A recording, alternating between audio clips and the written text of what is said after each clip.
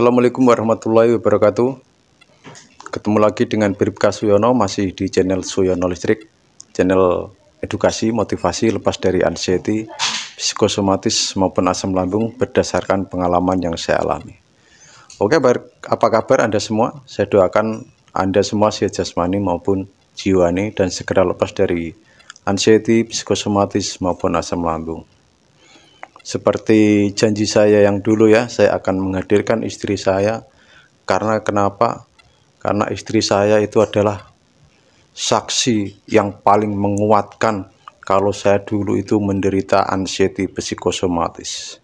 Karena apa? Berobat juga sama istri. Masuk rumah sakit opname juga sama istri.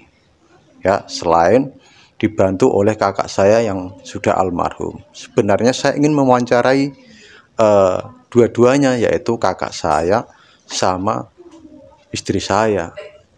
Tetapi Allah berkehendak lain, sudah memanggil kakak saya, semoga meninggal dalam keadaan husnul khotimah. Ya, jadi di sini saya akan, biar saya tidak dikira mengada-ada, ini loh saya mantan penderita anxiety psikosomatis maupun asam lambung.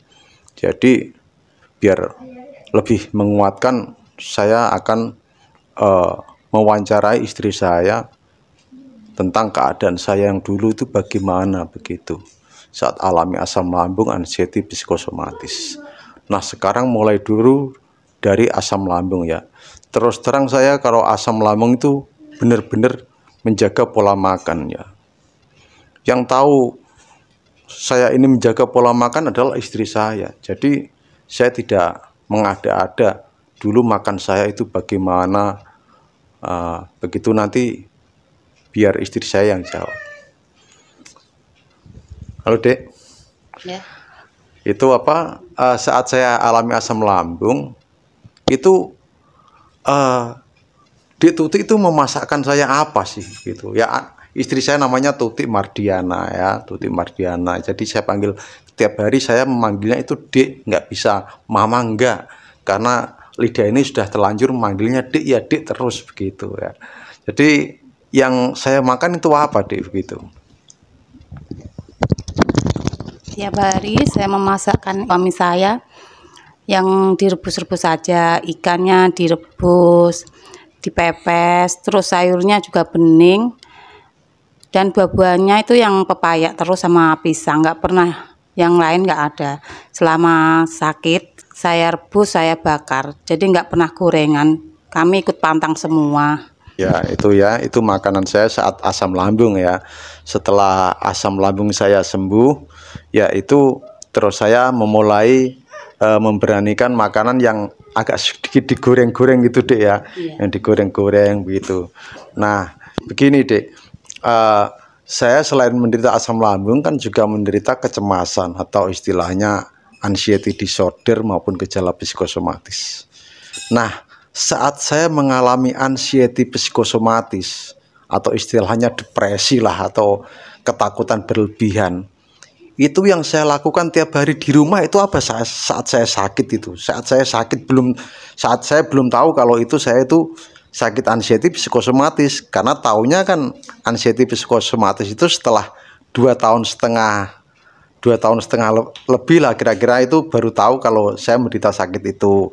Nah itu apa ya sih yang saya lakukan tiap hari di rumah, terus di kamar tidur itu saya ngapain begitu saat saya belum punya niat untuk belum tahu kalau itu saya kena anxiety psikosomatis.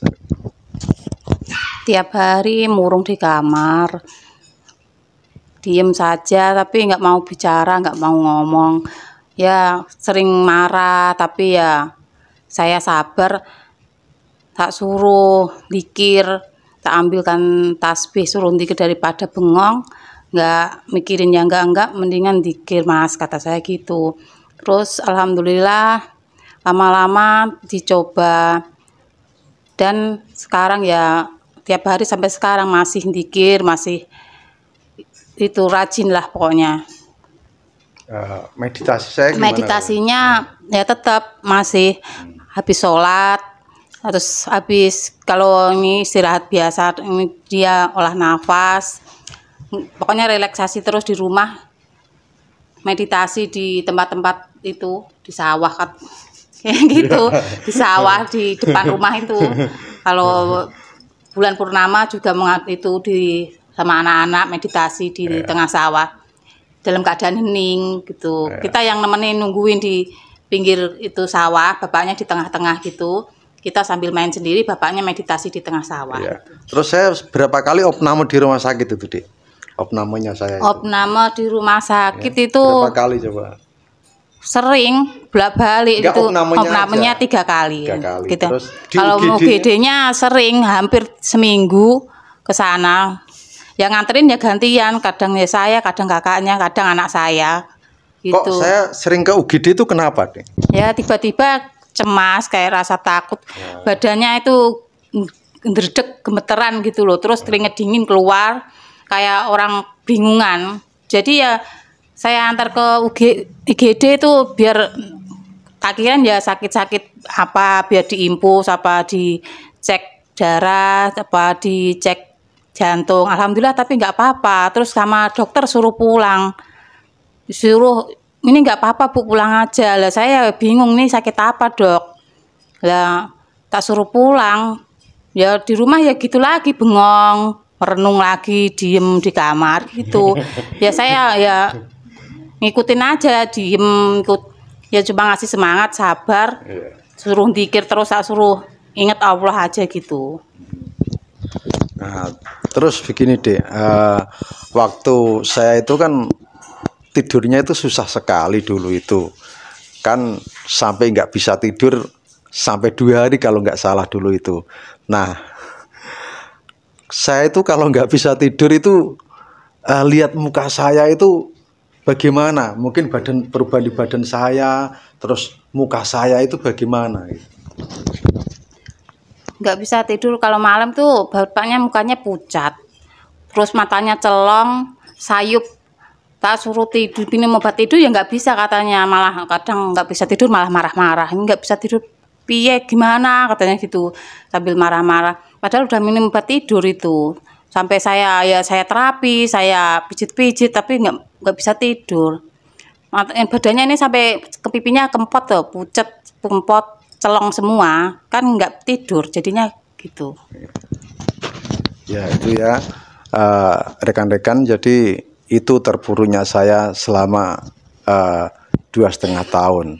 Dan saya pernah juga pernah saya cerita deh ya, iri sama orang gila ya.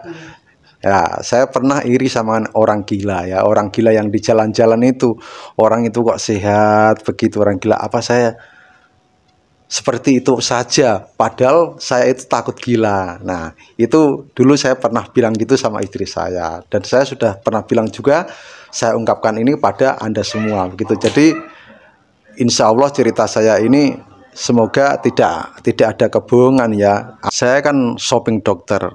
Masih ingat nggak berapa dokter yang saya datangi itu dan apa diagnosa dari dokter itu? Dari dokter umum 2 kali, dokter 2 orang dokter itu umum, dokter penyakit dalam, dokter saraf 3 kali, dokter mata 1 kali. Terus yang dokter umum ini diagnosanya vertigo, hipertensi sama lambung, itu berobat hampir 7 bulan, hampir ya 7 bulan. Terus pindah ke penyakit dalam, dokter penyakit dalam itu diagnosanya lambung juga sama hipertensi, itu cuma 3 bulan. Terus yang terakhir ke dokter saraf, itu alhamdulillah sampai sekarang bisa mendiagnosanya, sampai sekarang benar itu. Diagnosanya anxiety sama psikosomatis. Dan ke dokter mata karena ya bapaknya silinder ya Pak ya. Iya, keliengan. Nah, keliengannya itu keliengan, kata saudara-saudara orang-orang suruh ke dokter mata juga, apa karena efek mata apa plus jadinya ke dokter mata juga itu. Jadi begini Dek, pernah kan adik pernah lihat saya saat tidak bisa tidur itu binatang apa saja itu itulah yang membuat, yang mengganggu saya terutama adalah cicak ya Dek ya, cicak. Nah, Adik kan pernah lihat saya memburu cicak. Nah, itu bagaimana? Kalau malam nggak bisa tidur, apalagi ada gangguan cicak itu tek tek tek, itu suka marah-marah, bawa lidi itu dipukul-pukul sampai ya ngomongnya sampai nggak karuan. Sampai saya juga ikut nggak tidur, berisik. Kalau orang Jawa blebeken berisik. Kata saya kok marah-marah gara-gara cicak aja kok marah-marahnya sampai segitu. Mukul-mukul ngomongnya itu yang nggak karuan gitu. Ya itulah ya, saat saya insomnia ya begitu. Ya apapun, suara apapun tuh saya takut ya. Termasuk suara burung yang bunyinya ya burung kedase yang di. Nah, pernah nggak Adik, pernah saya suruh ngusir burung itu pas burung itu berkicau di rumah saya, pernah kan? Ya, ya hampir menjelang maghrib burung itu suka di depan rumah. Bapaknya sampai suruh ngusir. Tapi saya gimana ngusirnya, orang di pohon. Jadi hampir maghrib itu pasti ke sini burung itu. Kadang bapaknya malah kayak ketakutan sendiri, dikirain ada apa-apa gitu. Terus juga ada suara hewan-hewan kucing kalau malam juga ngaum, bapaknya suka juga marah-marah gitu, suruh ngusir. Tapi sekarang malah melihara kucing. cinta kucing. Nah, dulu kalau ada kucing itu ngeong di depan rumah itu suruh ngusir karena ya nggak tahu, nggak mau berisik, pokoknya pengennya tenang, nggak ada suara-suara yang takut gitu loh. Oke. Ya, jadi begitu ya. Itu jadi ya kalau Anda takut suara binatang apa, karena sudah saya jelaskan, karena binatang itu sudah menjadi mitos, jadi takut ya. Jadi takut kalau burung itu sudah menjadi mitos, itu sudah tersugesti di pikiran kita begitu. Nah jadinya kenapa takut, yaitu karena sudah ada sugesti begitu. Kalau ada suara burung ini nanti ada orang meninggal. Terus tebakan saya pada jangan-jangan saya begitu. Atau kejatuhan cicak, wah nanti pasti ada apa-apa ini, pasti ada apa-apa ini begitu. Nah, pernahkah Adik merasa kalau saya ini, kan saya sering mendengar bisikan itu, saya kan sering cerita, bisikan disuruh pindah rumah, terus seperti melihat apa itu. Pernahkah Adik berpikir kalau saya ini akan menjadi orang gila begitu? Ya kalau tiap malam bapaknya kalau orang Jawa ngelindur itu katanya suruh pindah rumah, mimpinya suruh pergi dari sini. Katanya ada yang kayak ganggu. Sampai saya bingung loh, kok pindah rumah terus pindah kemana? Kata saya gitu. Pengennya pindah dari sini. Terus katanya rumah sini ada yang nempatin apa-apa gitu. Terus ya itu ya, itu jadi saya tiap kalau bisa tidur pun itu sebentar, tapi mimpinya selalu buruk ya. Mimpi buruk, terus sering tindien ya. Kalau bahasa saya itu tindien itu begini loh, tindien itu kita itu sadar akan, kita itu sadar melihat, tetapi badan kita itu nggak bisa gerak, kita jerit juga nggak bisa begitu, ingin teriak tapi nggak bisa. Nah, itu tindien itu sering begitu, sama sering mengigo. Nah mengigonya pasti saya jerit-jerit. Nah itulah ya yang saya alami, keterpurukan saya selama 2,5 tahun itu begitu.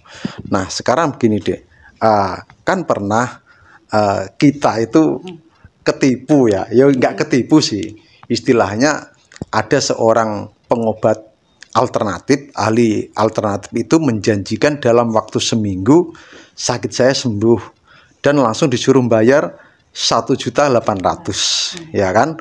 Nah itu saya juga pernah mengalami ya begitu. Jadi kalau Anda begini ya, kalau Anda ada janji-janji orang ya, bukannya saya Anda tidak boleh berobat alternatif, enggak, tetapi kalau ada janji-janji yang wah nanti dalam waktu seminggu akan sembuh, itu Anda harus berpikir 1000 kali. Biarlah saya yang jadi istilahnya pembelajaran ini biar buat saya ya. 1.800.000 obat itu saya beli, jamu itu saya beli, katanya dalam waktu seminggu itu bisa sembuh. Tapi apa kenyataannya? Justru saya malah lebih terpuruk begitu ya. Karena kenapa terpuruk? Saya sudah tersugesti janji sama orang itu kalau seminggu sembuh, ternyata dalam penantian seminggu itu tidak sembuh-sembuh. Nah, itulah menjadikan saya terasa di PHP ya, di PHP jadi malah sakit hati begitu. Rasanya itu tidak ikhlas. Uang padahal itu saya itu hanya bawa uang itu berapa dulu? Bawa uang berapa? Bawa uang cuma 1 juta. Sisanya saya pulang lagi kurang 800 ya. Kok 1.400.000 untuk uang muka. Untuk uang muka. Iya. Selanjutnya kita pulang lagi. Terus ambil uang itu sampai Iya, hujan-hujan itu ya. Sorenya ke sana lagi. Nah, gitu ya. Itu dari janji-janji yang seperti itu jangan Anda percaya ya. Anda harus berpikir 10 kali lipat kalau ada orang yang janji kayak begitu. Ya. Ini biarlah untuk pembelajaran saya gitu. Dari sekian dokter yang saya datangi ya, kan ada yang pernah menyarankan saya ke psikiater ya Dek ya. Itu pun dokter umum ya, dokter umum. Nah, saya nggak mau. Adik, kenapa alasan saya kok nggak mau ke psikiater? Karena bapaknya takut kirain ntar orang gila. Padahal itu kan kalau ke dokter jiwa itu belum tentu gila. Bapaknya takutnya ntar dicemooh, itu orang gila masuk itu kok. Karena bapaknya suka menyendiri, bengong kalau di rumah. Saya pun takut gitu. Tapi alhamdulillah tak kasih semangat terus, nggak usah punya pikiran gitu.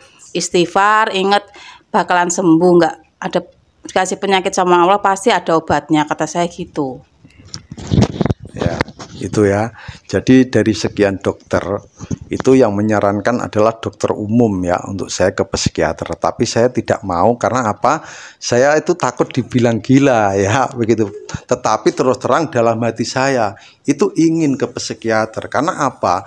Saya ini rasanya emang ada gangguan di guncangan di jiwa saya itu.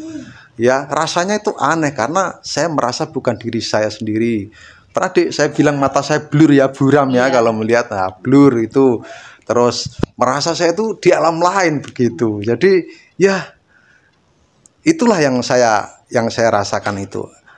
Begini Adik, saya kan untuk berjalan kan dulu sempoyongan ya, tidak kuat jalan. Ya, itu saya tidak kuat jalan, tetapi tiap sore itu saya paksakan untuk jalan kaki, walaupun sensasinya bagaimanapun saya tetap jalan kaki ya, walaupun 1000 sensasi itu datang, tapi tidak saya paksa. Paling saya mundur-mandir di depan rumah, balik lagi. Ya itu mungkin orang bilang saya itu udah gila ya, nggak apa-apa, saya bilang gitu ya.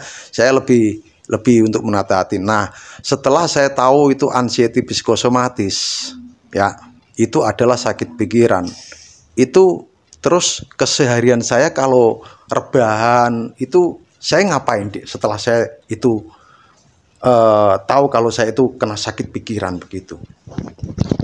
Setelah mengetahui sakit itu, bapaknya habis mandi gitu, wudhu, dzikir sambil mendengarkan tausiah-tausiah di YouTube. Kalau enggak dokter Andre ya Pak ya, dokter Andre itu didengarkan sambil saya terapi. Kalau tiap sore saya terapi bapaknya, kakinya ini jari-jarinya, sambil dikir, sambil dengerin tausiah yang dari ustadz-ustadz itu buat menenangkan hati gitu ya Pak ya. Kalau tidur saya masih mendengarkan suara relaksasi itu ya. Kalau malam itu suka mendengarkan relaksasi dari Arya Surya itu. Supaya katanya menenangkan hatinya. Ya, itulah ya. Itu jadi Anda juga harus melakukan gitu ya. Kalau sudah tahu itu anxiety psikosomatis, Anda sebaiknya ya sudahlah larinya ke yang pertama, Anda ingat Allah dulu ya. Itu sebagian ikhtiar ilahi kita, dzikirullah ya. Dzikirullah, terus sering relaksasi, meditasi, dan ikhtiar insani kita ya harus berobat juga, karena sampai sekarang saya masih berobat ya, masih berobat ya, karena saya punya bakat hipertensi ya, punya bakat hipertensi. Nanti kalau hipertensi itu tidak terkontrol, takutnya ya banyak sekali orang yang menderita hipertensi disepelekan, yang akhirnya begitu. Nanti takutnya ke yang lain begitu ya. Jadi saya kadang masih saya minum obat hipertensi itu ya, obat, tapi saya kadang ya enggak saya minum, tetapi ya udah normal. Tetapi dengan saya merasa tensi ini normal, tetapi saya tetap kontrol dokter begitu ya. Secara rutin tiap bulan sekali saya kontrol dokter, dan itu tidak pakai biaya, itu memakai BPJS ya. Jadi saya tidak orang kaya anggap wah shopping dokter, saya shopping dokter itu pakai BPJS, kecuali kalau insidentil keadaan mendadak saya baru ke dokter spesialis yang dibuka praktek gitu ya. Terus begini deh, nah, dulu saya kalau sakit saya kan sudah tahu semua kalau saya sifatnya itu begini, pemarah, banting piring, kadang ya banting piring sampai nggak tahu berapa piring yang sudah pecah, kalau nutup pintu kasar. Nah, sekarang adik ini harus jujur ya adik, harus jujur, tidak boleh ditambahi, tidak boleh dikurangi. Sifat yang sudah berubah dari saya apa dan yang belum itu apa, itu harus adik ungkapkan, karena konten saya ini saya buat apa adanya dan sejujur-jujurnya begitu. Alhamdulillah, bapaknya udah banyak perubahannya sekali. Sekarang dari orang penyabar, nggak marah-marah, ya apa-apa sekarang banyaklah perubahannya. Terus pokoknya saya jadi senang. Dulu kan sering marah-marah, omongan sedikit apa dipikir marah-marahnya sampai berlebihan. Jadi sekarang apa-apa ya sabar, dia cuma istighfar gitu. Ya, terus yang harus saya perbaiki apa Dek sekarang? Yang harus saya perbaiki yang mungkin masih ada kekurangan saya ini, sampaikan sama penonton yang nonton channel saya ini. Ya Bapak lebih bersabar lagi, Bapak ikhlas, nggak boleh gerusa-gerusu, tergesa-gesa gitu loh, gerusa-gerusu itu. Apa-apa harus santai, maksudnya tenang gitu, nggak usah terlalu sepaneng, itu aja. Nah ya itu, jadi ya kalau Anda sudah tahu sakit pikiran ya, yang seperti disampaikan istri saya, tergesa-gesa. Nah sifat tergesa-gesa inilah itu juga merupakan bisa menjadi pemicu, sama was-was, sering ya, was-was deh ya, was-was kalau mau pergi kemana itu, kalau anak saya belum pulang itu was-was, ada apa ini apa, iya begitu, saya pemikir berat begitu ya. Terus begini deh, sekarang fisik saya kan belum pulih ya, belum pulih seperti dulu, tetapi saya tetap paksakan untuk olahraga ya deh ya, tetap saya paksakan untuk olahraga untuk memulihkan tenaga saya, karena saya dulu orangnya kuatnya. Coba jadi orangnya dulu saya bagaimana itu? Dulu bapaknya kuat. Kalau malam badminton sampai jam 12 malam baru pulang. Terus pakai lari-lari itu sama anak saya, kan ngelatih anak saya juga lari-lari. Tapi sekarang semenjak sakit ya paling jalan-jalan depan rumah saya dampingi. Tapi sekarang ya jalan-jalan sendiri itu, terus lari-lari kecil, terus badminton ya, ringan sama anak saya gitu di depan rumah. Nah begitu ya, jadi apapun sensasinya Anda tetap harus gerak ya, karena saya sering merasakan itu deh ya, cenut-cenut, kedutan itu sering ngeluh ya, sering ngeluh. Nah itulah, jadi kalau Anda masih sering ngeluh itu sama aja blunder ya, jangan sering ngeluh. Saya dulu emang sering ngeluh, sekarang kalau saya sakit itu saya diam aja ya, ya sama saya bilang aja sama istri, badan saya kayak gak enak deh, terus udah saya tidur sambil mengolah nafas ya, relaksasi begitu. Kalau dulu kan enggak, kalau saya sakit apa itu sudah banyak inginnya itu ngeluh aja ya, aduh ya Allah kok gini terus, badan saya kok begini terus, itu bagaimana ini, kapan sembuhnya. Dulu saya itu di PHP sama waktu ya, jadi Anda jangan berpikir waktu yang akan menyembuhkan, tidak ya, salah itu. Kalau ada seorang mentor atau motivator mengatakan biarlah waktu yang akan menyembuhkan, itu mulai sekarang Anda rubah, biarlah ikhtiar saya, baik ikhtiar insani maupun ilahi, itu yang menyembuhkan saya seiring waktu berjalan begitu ya. Itu yang mungkin lebih harus Anda tanamkan begitu. Nah sekarang saya tanya deh, itu saya kan pernah ke Pak Kiai ya, ke Pak Kiai ya, dibilang Pak Kiai ya Pak Kiai sih ya, Pak Kiai. Nah itu memang Pak Kiai itu sudah tahu kalau saya itu sakit bukan sakit fisik ya, bukan sakit fisik tapi sakit pikirannya. Terus saya sering ke sana deh ya, sering ke sana dikasih tausiah-tausiah begini ya, akhirnya ya saya tanamkan itu, dikasih amalan apa ya udah saya amalkan begitu ya. Itu tiap sore dia menjelang maghrib tuh saya lakukan terus begitu ya. Jadi begini ya, Anda jangan sepelekan istighfar ya. Istighfar, zikir itu jangan Anda sepelekan, karena dengan istighfar itu berarti Anda mengakui bahwa Anda itu masih punya dosa. Ya saya juga masih punya dosa, banyak dosanya begitu. Sudah ada janji Allah, kalau kita banyak mengingat Allah, hati akan menjadi tenang. Nah, sekarang begini deh, saya kan sering olah nafas dan meditasi.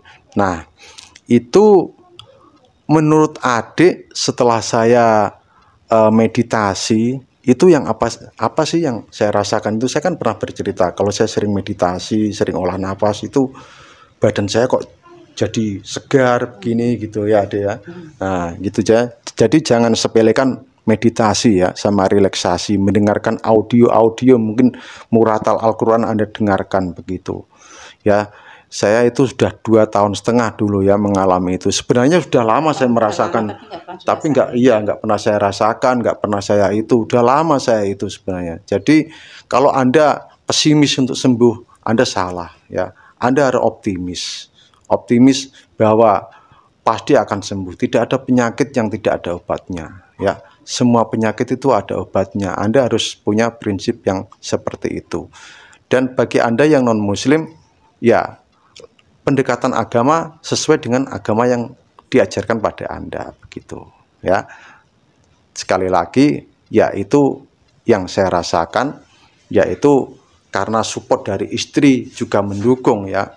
Istri itu selalu memberi motivasi saya ya, membangkitkan semangat saya. Terus dari kakak saya almarhum, ibu saya almarhum itu juga selalu memberikan sebuah penyemangat, motivasi, walaupun beliau semua itu tidak tahu saya ini yang dirasakan, yang sakitnya itu yang kayak apa sih, nggak tahu. Istri saya mungkin juga nggak tahu apa sih, mungkin juga heran gitu, karena orang yang tidak pernah merasakan ini tidak akan memahami sakit itu begitu ya. Jadi Anda istilahnya ya sabar begitu ya, sabar. Terus intinya kita harus introspeksi diri dulu ya. Introspeksi diri ini dibutuhkan karena sakit itu datang karena kita undang, yaitu dari pemikiran kita, dari sikap kita, sifat kita dan sebagainya begitu. Saya adalah seorang pemikir berat, apa-apa saya pikir, perkara kecil itu saya besar-besarkan begitu. Nah, itulah saya yang jadinya saya ya sekarang insya Allah saya akan berbenah, ingin menjadi orang yang lebih baik dari yang dulu. Itulah yang namanya teguran dari Allah bisa bermacam-macam begitu. Masih untung saya ditegur dengan sakit ya, dengan sakit pikiran ya.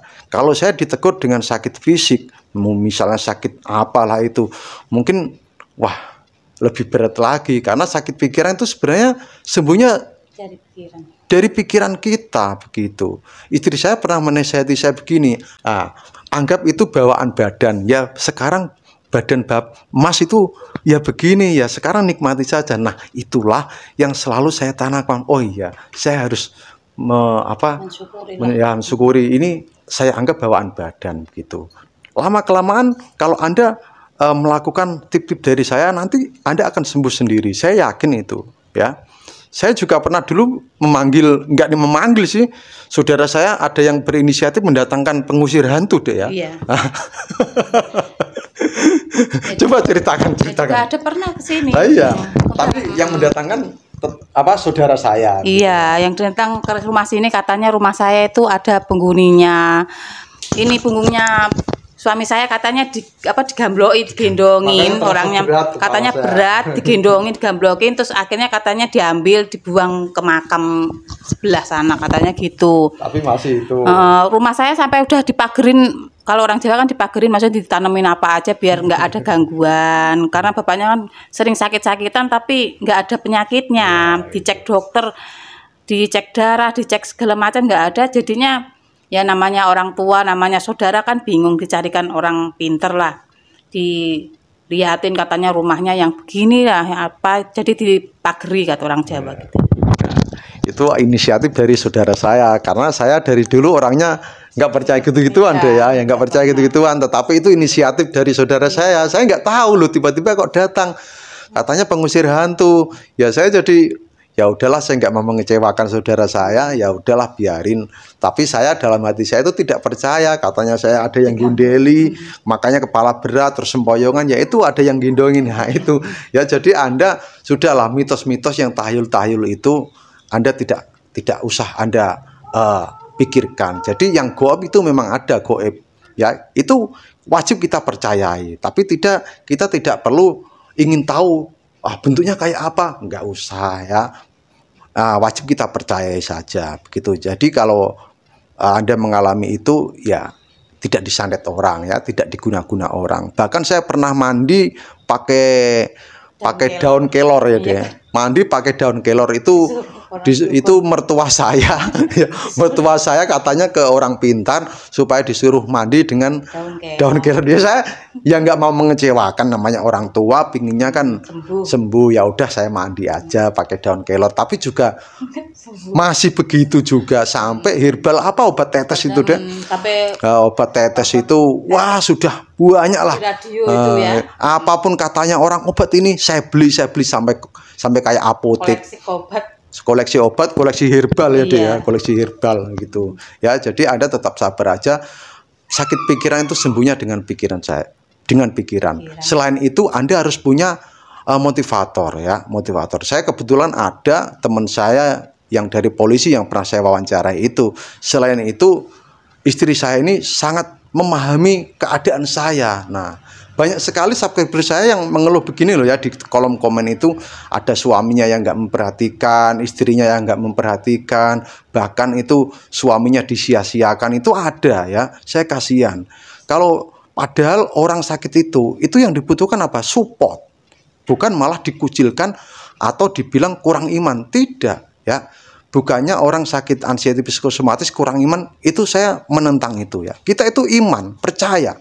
Rukun iman itu ada 6 kan. Saya percaya semua begitu ya. Jadi kalau ada orang yang mengatakan kurang iman, itu salah besar. Kalau saya belajar hipnoterapi itu dari mana deh? Dari temennya Brimob ya Pak ya. Iya, yang rumahnya Palembang ya.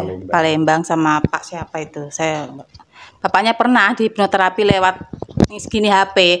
Sampai nggak bangun, saya bangun saya bilang sama yang hipnoterapi, Pak ini gimana kok nggak bangun-bangun, kan di hipnotis suruh tidur nggak bangun, sampai saya bingung ini gimana caranya Pak, sampai itu Bu suruh deketin ayo bangun bang katanya, sampai saya bingung lah ini saya nggak bisa suruh bangunin gimana caranya, tak deketin HP-nya ini Bu, jarak jauh pakai HP ya Pak ya. Ya itulah, jadi saat itu juga saya punya keinginan untuk belajar hipnoterapi begitu ya, karena teman saya itu waktu saya dikasih sugesti saya itu merasa nyaman begitu. Bahkan saya disugesti, abang merokok, iya saya merokok, coba abang rokok, ya saya rokok. Abang tahu obat nyamuk, tahu, baunya gimana, ya nggak enak, coba hisap lagi, saya hisap malah kayak obat nyamuk. Nah dari situlah sugesti itu masuk. Oh berarti bisa ya hipnoterapi itu merilekkan, ya itu saya akhirnya belajar hipnoterapi itu walaupun jarak jauh ya. Terus meditasi. Kalau meditasi itu emang saya dulu olah nafas itu sudah dari dulu sudah ya, sebelum sakit saya sudah belajar itu. Tetapi setelah saya sakit blank, lupa semua deh ya, lupa semua ya.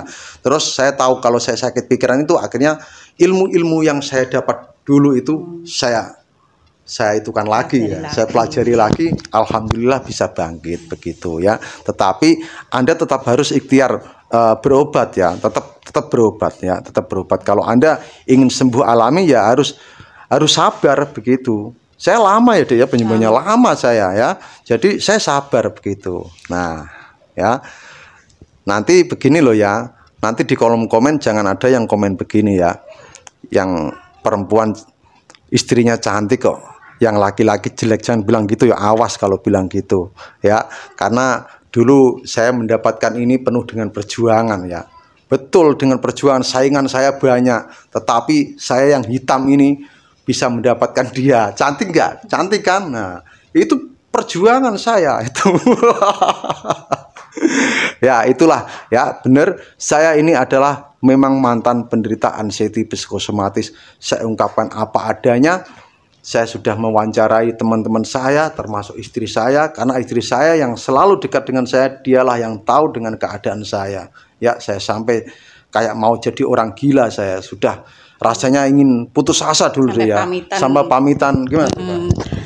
Sampai suatu hari itu pernah pamitan kalau kalau orang Jawa alop-alop meninggal titip anak-anak, kata saya kok ngomongnya gitu, jangan ngomong gitu, kasihan anak-anak masih kecil-kecil Mas. Saya kasih semangat, tetap suruh ingat Allah, istighfar aja, tetap sembuh, kata saya gitu. Kasihan anak-anak, saya ingatkan gitu terus, lihat anak-anak masih kecil-kecil, kata saya gitu. Pokoknya tak kasih semangat terus. Ya, itu saya sampai putus asanya, saya sudah pamitan sama istri saya begitu.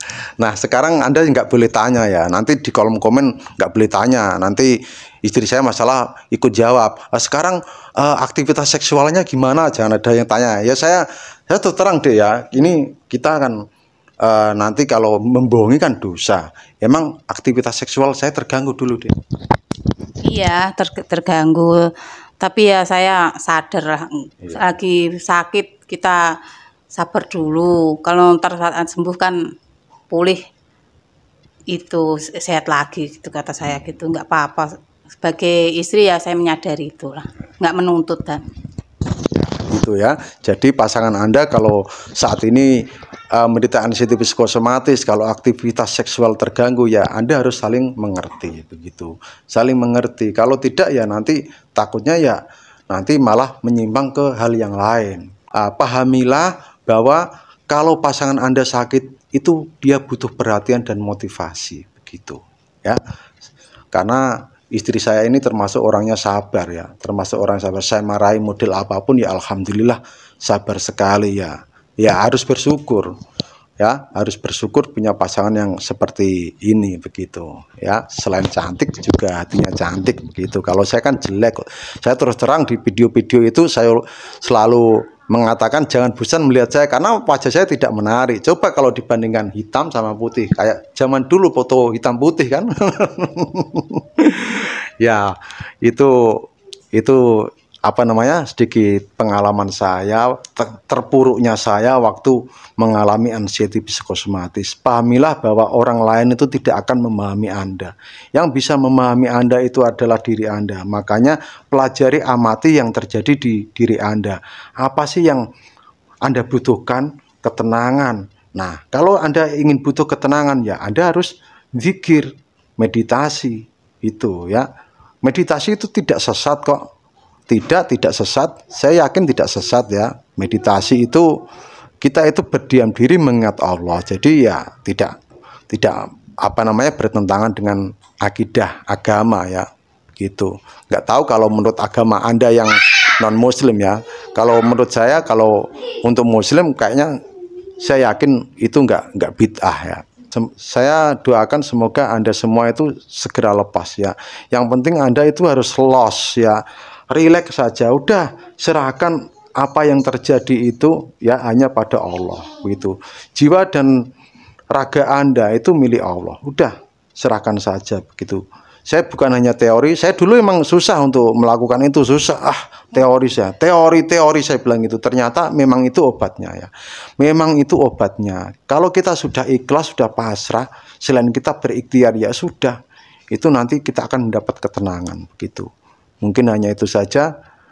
Terima kasih telah menonton video saya ini sampai habis.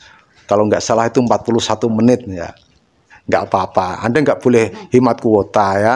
Karena ini adalah sebuah ilmu ya. Sebuah ilmu dan sebuah motivasi. Jadi yang bisa Anda terapkan dalam kehidupan Anda sehari-hari begitu. Tetap semangat, jangan banyak mengeluh ya. Jangan banyak mengeluh. Tetap semangat, tenangkan jiwa Anda.